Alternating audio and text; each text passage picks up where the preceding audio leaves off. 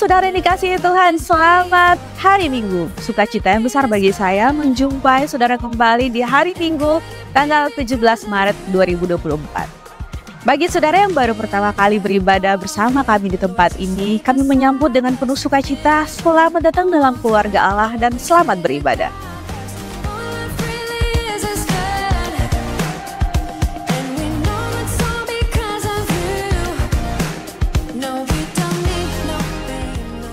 Berikut beberapa agenda yang telah kami rangkum untuk saudara dalam Abah News Update minggu ini.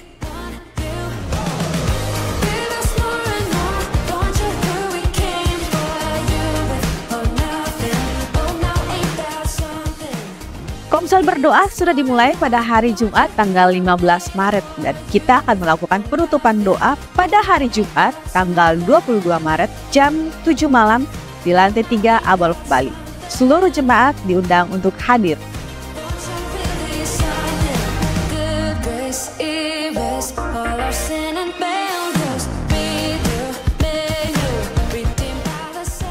Ibadah Jumat Agung pada hari Jumat tanggal 29 Maret 2024 jam 8 pagi untuk ibadah umum dan jam 11 pagi untuk ibadah Youth Pro.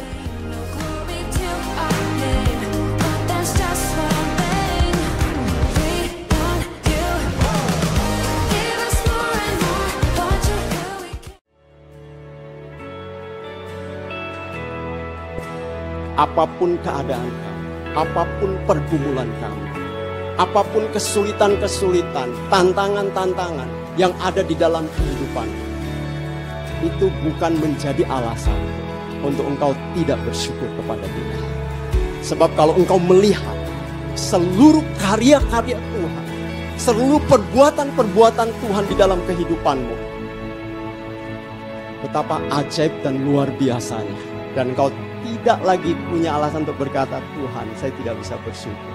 Tapi engkau akan berkata, Tuhan, saya bersyukur karena saya dijadikan luar biasa.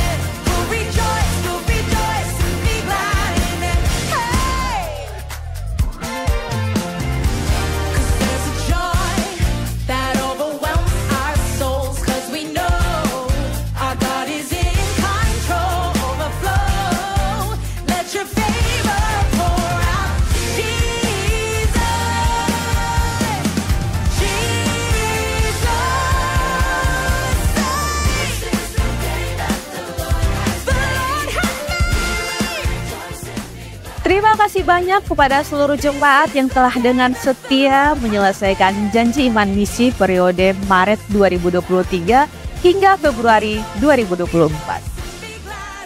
Tahun ini kita akan memulai janji iman misi kita periode Maret 2024 hingga Februari 2025. Setelah saudara menerima form ini, saudara bisa mengisinya dan menaruhnya di kotak persembahan.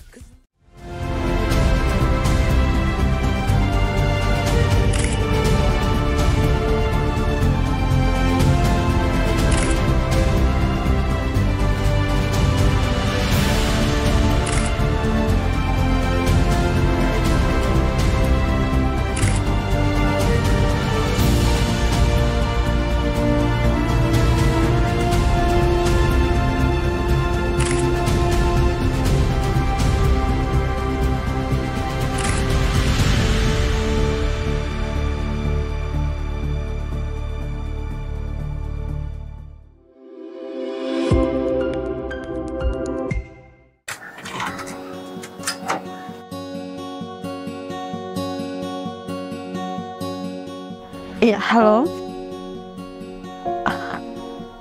Saya butuh ambulans. Papa saya sesak napas. Papa saya butuh oksigen.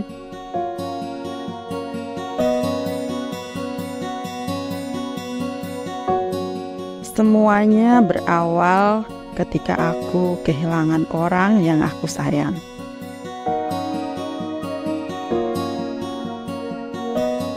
Aku merasa duniaku benar-benar runtuh, benar-benar hancur berantakan. Hatiku hancur, hatiku luka. Ibaratnya rumah yang aku sudah bangun, semua runtuh tidak tersisa. Hidupku berubah 180 derajat. Aku menjadi wanita yang gampang menyendiri. Aku menjadi wanita yang gak mau tergantung sama orang lain. Aku menjadi wanita yang memendam semua perasaan bersalah.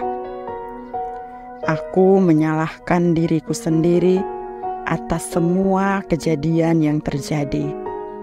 Kadang aku tertawa, tapi sebenarnya hatiku sedang hancur dan berantakan.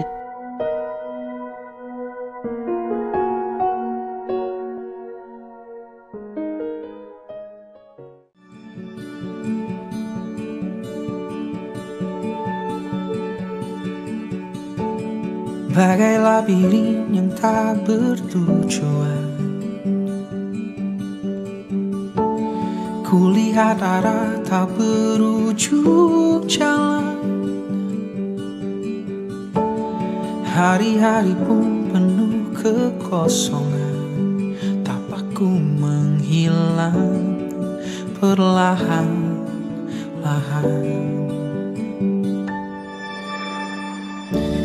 Kapan pernah ku minta kau untuk datang, menginginkanmu bahkan tak terbayang. Dan di sana kau di tempatku hilang, menemukanku kering dan usang. Kau bawaku pulang.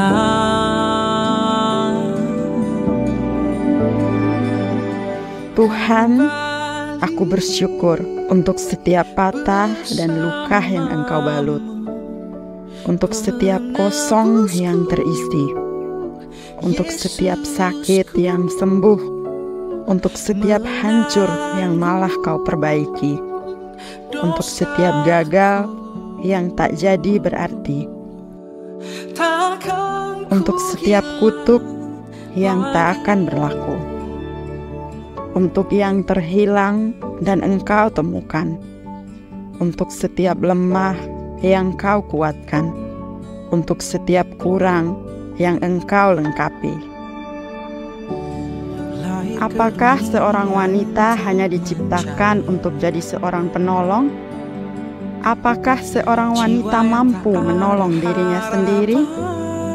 Apakah seorang wanita membutuhkan orang lain untuk ditolong? Apakah seorang wanita mencoba untuk kuat walaupun hatinya hancur? Apakah seorang wanita harus menghadapi semua masalahnya sendiri?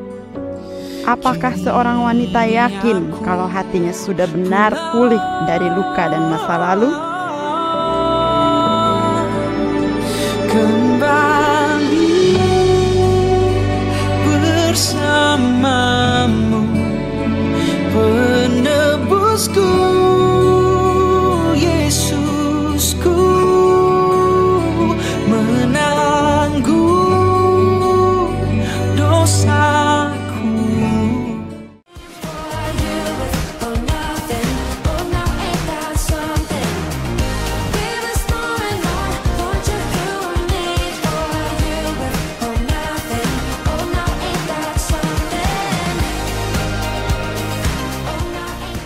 Jemaat dapat memberikan persembahan persepuluhan dan pelayanan ke rekening BCA atas nama Beta Sandi Tenggara dan dana misi ke rekening BCA atas nama Doni Freddy atau rekening BNI.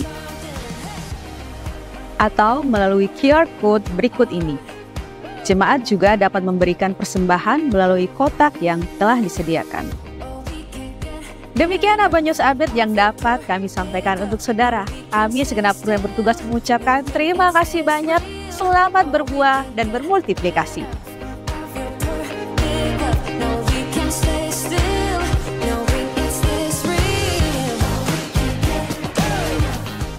Shalom saudaraku, saya sangat bersuka cita hari ini dapat kembali berbagi dengan Bapak Ibu Saudara. Saya percaya bahwa Tuhan hari-hari ini sedang membawa kita untuk masuk menggenapi rencana Tuhan di dalam hidup setiap kita. Rencana Tuhan buat hidup setiap kita adalah agar kita berbuah dan bermultiplikasi Bapak Ibu Saudaraku. Lewat hidup kita banyak orang akan diberkati. Lewat hidup kita bangsa-bangsa akan diberkati. Amin Bapak Ibu Saudaraku. Saudaraku, saya percaya bahwa buah atau hasil panen itu dimulai daripada menanam sebuah benih. Tidak mungkin ada panen kalau tidak ada benih yang kita tanam Bapak Ibu Saudara. Dan benih itu ditanam pasti akan melalui sebuah proses untuk dia bertumbuh dan juga berbuah dan bermultiplikasi. Itu sebabnya Bapak Ibu Saudara, saya percaya bahwa hari-hari ini Tuhan sedang berurusan, Tuhan sedang bekerja di dalam hidup kita, di tengah-tengah keluarga kita, di komunitas kita, di gereja kita, di tempat ini. Tuhan mau supaya hidup kita bukan cuma hanya biasa-biasa saja, jadi orang Kristen yang biasa saja, tapi Tuhan mau supaya kita berkembang Bapak Ibu Saudara. Kita berkembang untuk menjadi berkat, menjadi dampak buat orang-orang di sekitar kita. Itu sebabnya Bapak Ibu Saudara, saya sangat antusias sekali dengan tema yang Tuhan taruh di dalam hidup kita, di gereja, di komunitas, di tempat ini. Apakah saudara antusias untuk hal ini? Saya percaya bahwa ketika kita antusias, Tuhan akan menyertai kita. Tuhan akan membukakan rahasia-rahasianya lagi lewat khotbah setiap minggu, di komsel-komsel, bahkan di pemuridan-pemuridan. Tuhan akan mengerjakan perkara-perkara yang besar di komunitas kita.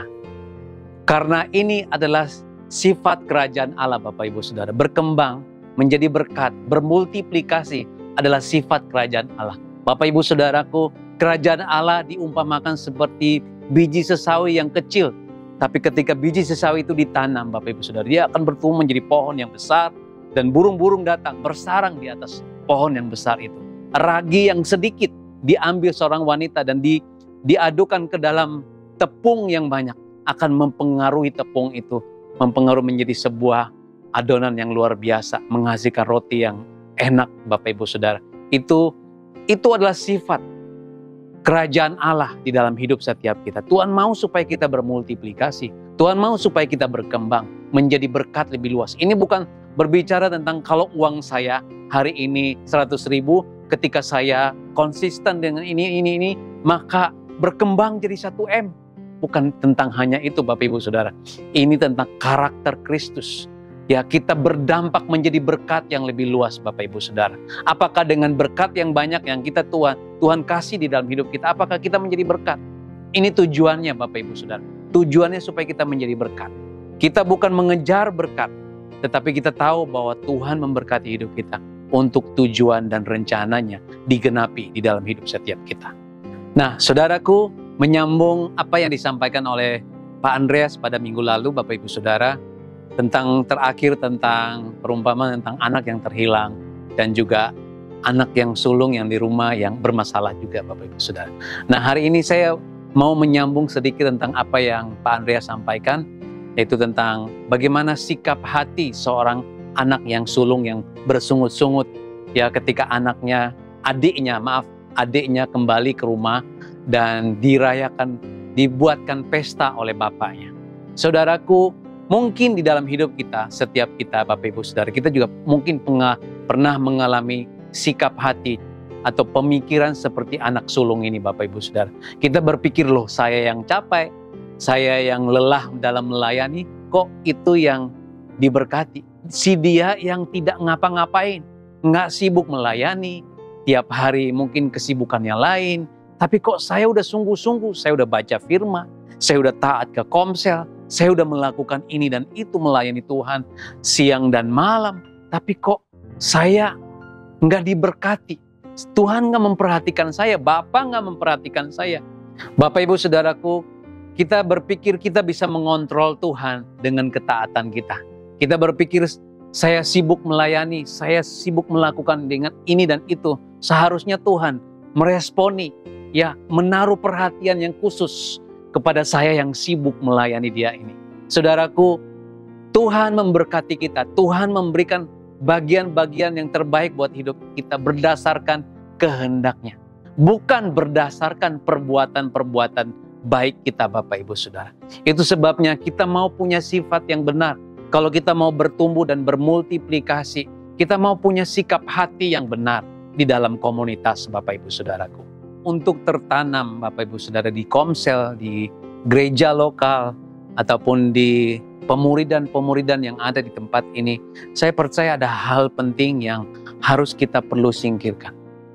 Kalau kita tidak menyingkirkan hal ini Bapak Ibu Saudara, maka kita akan mengalami sebuah masalah yang kita mungkin akan lari, ya tidak mau tertanam, bahkan kita sulit untuk bisa bertumbuh Bapak Ibu Saudara. Hal ini adalah ego. Ya kenapa ego Bapak Ibu Saudara? Karena saya percaya gini Bapak Ibu Saudaraku. Kadang kita menyalahkan iblis.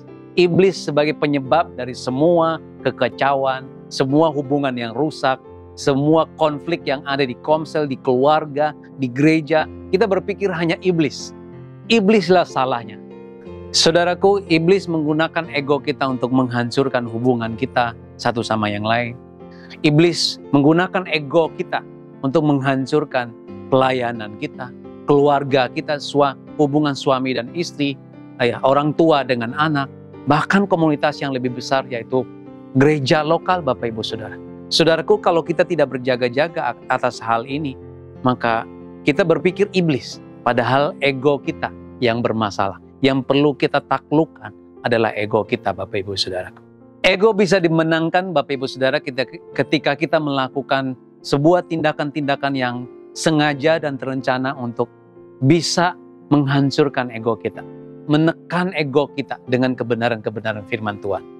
Kalau tidak Bapak Ibu Saudara, ego kita akan makin berkembang dan ego kita akan menghancurkan hubungan, menghancurkan komunitas kita Bapak Ibu Saudaraku. Saudaraku, saya memberikan perumpamaan supaya kita bisa mengerti yang bisa kita kerjakan untuk bisa menang Bapak Ibu Saudara atas hal ini. Saudaraku, kalau anjing putih dan anjing hitam berantem, kira-kira anjing yang mana yang menang Bapak Ibu Saudara? Mungkin saudara berkata, anjing yang mana ya? Hitam atau putih? Mungkin anjing putih. Saudara mungkin pikirannya pikiran kudus, ya putih. Saudaraku, ya jawabannya adalah Bapak Ibu Saudaraku adalah anjing yang diberi makan. Anjing yang diberi makan akan menang atas anjing yang tidak kita beri makan Bapak Ibu Saudara. Kalau kita tidak memberi makan dia, maka dia akan lemas. Tapi apa yang kita beri makan, dia akan bertumbuh dan berkembang dan akan mengalahkan yang tidak kita beri makan. Ego kita Bapak Ibu Saudara, kalau kita beri makan terus, maka ego kita akan makin besar, makin besar, makin besar, dan akan menghancurkan hidup kita, menghancurkan komunitas kita, bahkan menghancurkan pernikahan kita Bapak Ibu Saudaraku. Satu kali Bapak Ibu Saudaraku, murid-murid Yesus bertengkar Bapak Ibu Saudara. Di dalam Matius 9 ayat 46 sampai 48, firman Tuhan berkata demikian Bapak Ibu Saudaraku. Maka timbullah pertengkaran di antara murid-murid Yesus tentang siapakah yang terbesar di antara mereka. Tetapi Yesus mengetahui pikiran mereka, karena itu ia memanggil seorang anak kecil dan menempatkannya di sampingnya dan berkata kepada mereka, kepada murid-muridnya, barang siapa yang menyambut anak ini dalam namaku, ia menyambut aku. Dan barang siapa menyambut aku, ia menyambut dia yang mengutus aku. Karena yang terkecil di antara kamu sekalian, dialah yang terbesar. Bapak, Ibu, Saudaraku, hal yang pertama yang perlu kita taklukkan, yang perlu kita menangkan kalau kita mau bertumbuh, kita mau tertanam, dan kita mau bertumbuh, dan kita mau bermultiplikasi dalam hidup kita, dalam komunitas kita, dan gereja lokal di tempat ini, dan dimanapun kita mau berdampak, Bapak, Ibu, Saudaraku, yang perlu kita menangkan adalah ego pribadi. Ya, ego pribadi. Ego pribadi berbicara tentang siapa yang berhak menerima pujian, siapa yang berhak menerima yang pertama, yang dihormati di tempat ini. Sama seperti anak yang sulung, Bapak, Ibu, Saudara. Ya, dia yang merasa saya layak untuk bisa menerima itu. Saya layak untuk bisa menerima ini dan itu. Ya, menjadikan diri kita number one, yang utama, mau diutamakan. Saya percaya, Bapak, Ibu, Saudara, kalau di dalam komunitas, kalau ada sikap seperti ini, ada cara hidup seperti ini, ada pemikiran seperti ini, maka lama-kelamaan, Bapak, Ibu, Saudara, komunitas itu akan bubar. Karena apa, Bapak, Ibu, Saudaraku? Karena ada sikap kompetisi, ada sikap ingin diutamakan, dipertamakan, ya, diprioritaskan, ya, sulit untuk dipimpin, Bapak, Ibu, Saudara. Kalau ada sikap-sikap ini di dalam komunitas, maka lama-kelamaan, Bapak, Ibu, Saudara, akan merusak komunitas kita. Ada apa lagi? Tidak adanya penundukan diri, mental orang penting, ya, takut dilihat rendah, takut dilihat kecil. Bapak, Ibu, Saudaraku, firman Tuhan berkata bahwa anak manusia datang bukan untuk dilayani, tapi untuk melayani, bahkan memberi nyawanya dan mati bagi kita di atas kayu salib. Saudaraku, bagi Tuhan, jalan untuk naik ke atas bukan mendaki, tetapi turun. Firman Tuhan berkata demikian, Bapak, Ibu, Saudaraku. Matius 20 ayat 26 sampai 28 berkata demikian, tidaklah demikian di antara kamu. Barang siapa ingin menjadi besar di antara kamu, hendaklah ia menjadi pelayanmu. Dan barang siapa ingin menjadi terkemuka di antara kamu, hendaklah ia menjadi hambamu. Sama seperti anak manusia datang, bukan untuk dilayani, melainkan untuk melayani, dan untuk memberikan nyawanya menjadi tebusan bagi banyak orang. Itu sebabnya, Bapak, Ibu, Saudaraku, kalau kita mau memenangkan ego, kita harus punya sikap hati seperti ini. Punya sikap hati seperti Kristus. Hendaklah dalam hidupmu bersama menaruh pikiran dan perasaan yang terdapat juga di dalam Kristus Yesus, yang walaupun dalam rupa Allah tidak menganggap kesetaraan dengan Allah itu sebagai milik yang harus dipertahankan, melainkan ia telah mengosongkan dirinya dan mengambil rupa seorang hamba, dan dalam keadaannya sebagai manusia ia telah taat sampai mati, bahkan sampai mati di atas kayu salib. Itu sebabnya, Bapak, Ibu, Saudara, kalau kita mau menang, kita mau supaya kita bertumbuh, kita mau kalau kita tertanam, kita berbuah dan kita bermultiplikasi, kita harus punya sikap ini, Bapak, Ibu, Saudara. Kita mau buang setiap ego pribadi kita, ya, ingin dihormati, ingin dihargai, ingin diutamakan, ya, karena Tuhan panggil kita untuk melayani satu sama yang lain, Bapak, Ibu, Saudara. Kalau bayangkan, kalau di komunitas kita ada yang ngebosi, Bapak, Ibu, Saudara, lama-kelamaan, Bapak, Ibu, Saudara, spirit itu akan menular dan akan merusak komunitas kita. Timbul hal-hal yang jahat karena mungkin ada spirit ini masuk di dalam komunitas itu. Bapak, Ibu, Saudara, hal yang pertama yang saya mau bagikan hari ini adalah kita mau supaya kita mau buang semua kepentingan-kepentingan pribadi kita, dan kita mau melakukan kepentingan Kristus, kepentingan bersama, saling membangun, saling mendorong di dalam kasih.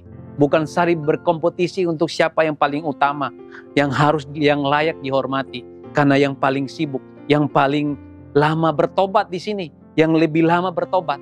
Tapi Bapak, Ibu, Saudara, Saudaraku, kita perlu punya kerendahan hati supaya kita sama-sama, Bapak Ibu Saudara, saudaraku di Komsel, di gereja ini, di komunitas kita, di keluarga kita mau sama-sama bertumbuh, Bapak Ibu Saudara.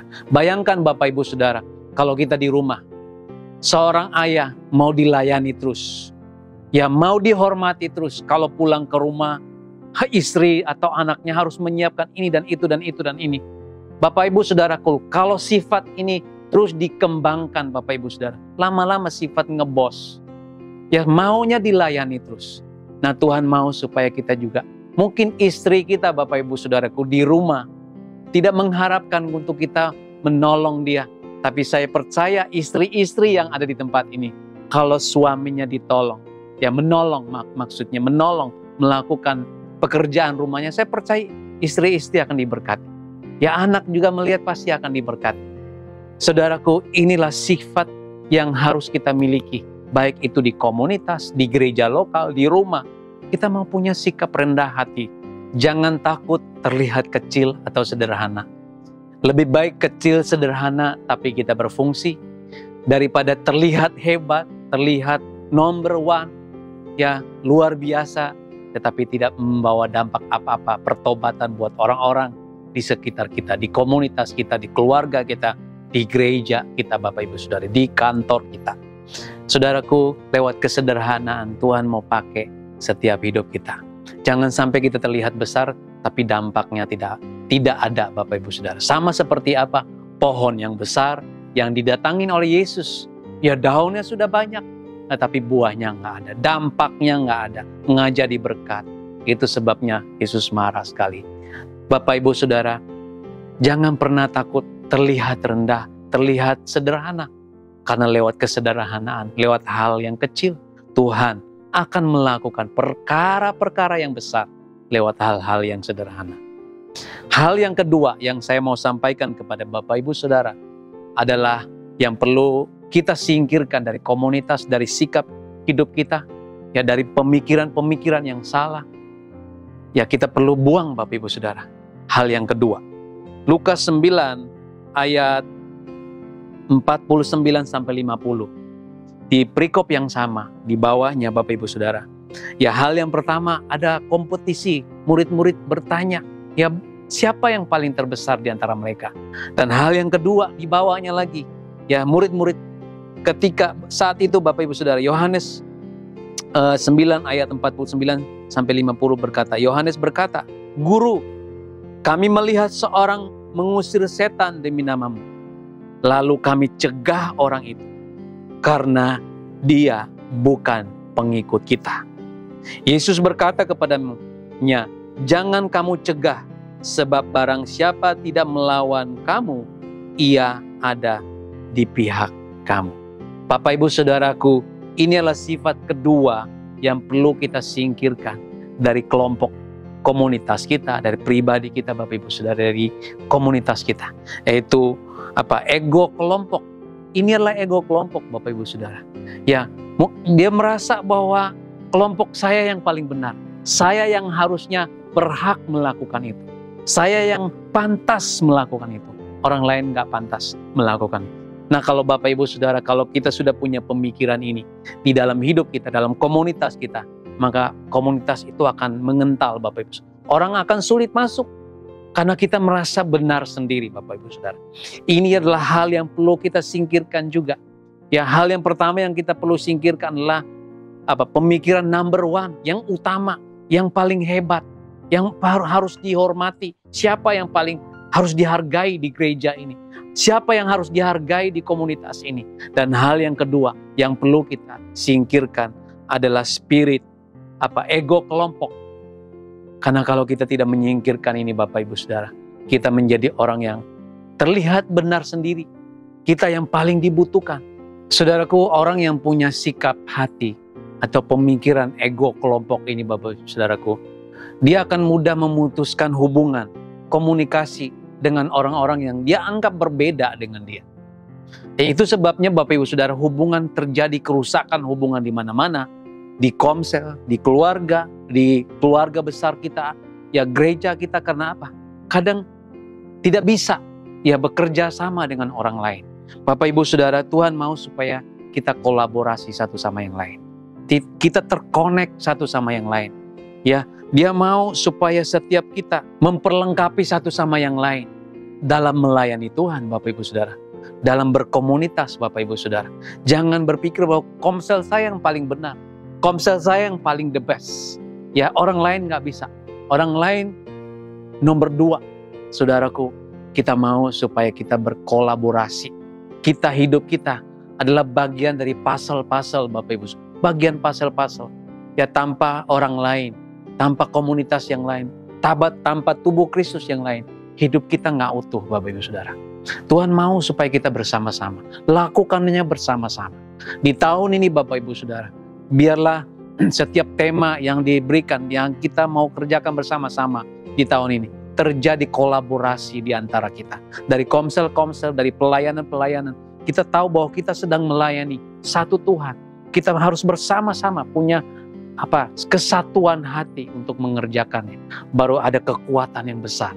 Kita akan melihat hasil-hasil yang besar, hasil-hasil yang luar biasa ketika kita mengerjakannya bersama-sama. Nah, Bapak Ibu Saudaraku, hal yang ketiga, ya, ego yang ketiga yang perlu kita singkirkan dari hidup kita, dari komunitas kita, dari keluarga kita bahkan, Saudara, adalah kita mau lihat di perikop yang bawah, Bapak Ibu Saudara, Lukas 9 ayat 52 sampai 55. Firman Tuhan berkata demikian. Ketika hampir genap waktunya, Yesus diangkat ke surga. Ia mengarahkan pandangannya untuk pergi ke Yerusalem. Dan ia mengirim beberapa utusan untuk mendahului dia. Mereka itu pergi lalu masuk ke suatu desa orang Samaria untuk mempersiapkan segala sesuatu bagi Yesus. Tetapi orang-orang Samaria itu tidak mau menerima dia karena perjalanannya menuju Yerusalem. Ketika 2 muridnya, yaitu Yakobus dan Yohanes, melihat hal itu, mereka berkata, "Tuhan, apakah Engkau mau supaya kami menyuruh api turun dari langit untuk membinasakan mereka?" Akan tetapi ia berpaling dan menegur mereka. Bapak Ibu Saudaraku, yang ketiga ini adalah tentang rasis, Bapak Ibu Saudara. Ego yang perlu kita singkirkan. Ini adalah rasis, Bapak Ibu Saudara. Dia marah ketika dia dihalangi. Kadang Bapak Ibu Saudaraku, dalam hidup kita, dalam berkomunitas, dalam bergereja, di tempat ini Bapak Ibu Saudara, ketika kita dihalangi, ya pendapat kita tidak disetujui, ya idealisme kita tidak diterima menjadi sebuah keputusan, kita menjadi marah. Kita menjadi kecewa dan kita menjadi marah, Bapak Ibu Saudara. Kita mengata-ngatai orang lain. Nah, Bapak Ibu Saudaraku, mari, ini adalah kita perlu bertobat, Bapak Ibu Saudara. Kalau ada hal ini di komunitas kita, dan pemikiran kita, dalam sikap hati kita, kita perlu bertobat. Karena kalau kita tidak bertobat dari rasis ini, Bapak Ibu Saudara, kita akan merusak. Ego ini akan merusak komunitas kita, akan merusak keluarga besar kita. Itu sebabnya Bapak Ibu Saudara, kalau kita mau bertumbuh, kita mau berbuah, dan kita mau bermultiplikasi dengan tertanam, Bapak Ibu Saudara, kita perlu menyingkirkan hal-hal ini. 3 hal ini adalah hal yang saya percaya ini hal yang sangat penting yang kita perlu singkirkan. Supaya kita bisa bertumbuh dengan benar. Kita tertanam dengan benar, kita bertumbuh dengan benar. Dan kita menghasilkan buah-buah yang berdampak buat hidup orang lain. Kadang Bapak Ibu Saudara, kita ingin mengontrol hidup orang lain dengan marah. Orang yang gak setuju dengan kita ketika kita marah, kita berpikir dia akan setuju dengan kita. Saudaraku, saya pernah ngalamin ini dalam hidup saya. Ketika saya berhadapan dengan anak saya yang membuat kesalahan di rumah, saya pikir dengan saya marahin dia, maka dia akan taat. Satu kali Tuhan memberikan saya pengertian bahwa kalau anakmu taat karena kamu marahin dia, karena dia takut kamu marah sama dia, itu adalah sebuah pembodohan. Dia taat bukan karena dia tulus, tetapi karena dia taat karena dia takut. Itu adalah sebuah pembodohan. Saudaraku, kita juga mau singkirkan ini dalam hidup kita, di dalam komunitas kita, supaya kita akan melihat pertumbuhan yang luar biasa di komunitas kita, dan kita akan melihat buah-buah yang baik, buah-buah yang luar biasa terjadi di dalam hidup kita dan juga komunitas kita. Saudaraku, firman Tuhan di dalam Kolose 3 ayat 7-10 berkata demikian Bapak Ibu Saudaraku.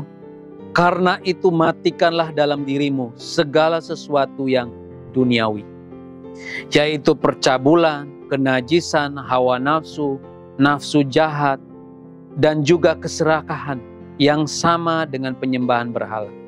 Semuanya itu mendatangkan murka Allah atas orang-orang durhaka. Dahulu kamu juga melakukan hal-hal itu ketika kamu hidup di dalamnya. Tetapi sekarang Bapak Ibu Saudaraku, sekarang buanglah semuanya itu, yaitu marah, geram, kejahatan, fitnah, dan kata-kata kotor yang keluar dari mulutmu.